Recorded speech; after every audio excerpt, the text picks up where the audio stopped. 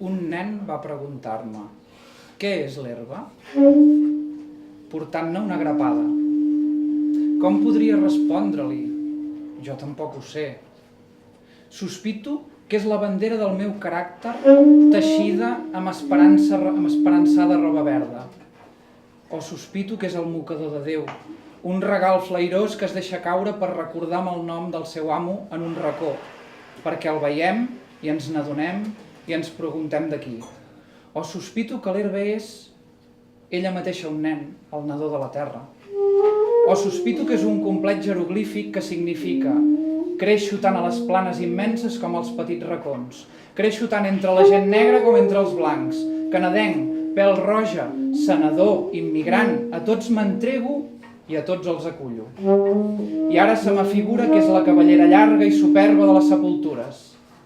Et tractaré amb tendresa, herba tendra, potser hagis brotat del pit dels joves, potser si els hagués conegut els hauria estimat, potser hagis brotat dels ancians o dels nens arrencats de la falda de sa mare i ara tu ets la falda de la mare.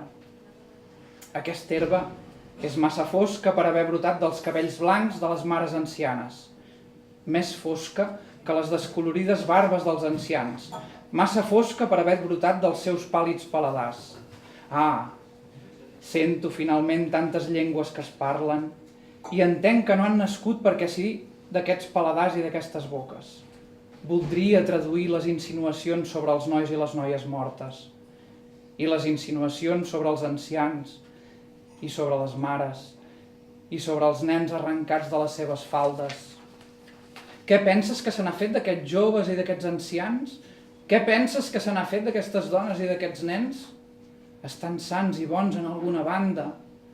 El plançó més feble demostra que la mort no existeix i que si algun cop va existir va ser per impulsar la vida i no espera al final per destruir-la i va cessar així com va sorgir la vida.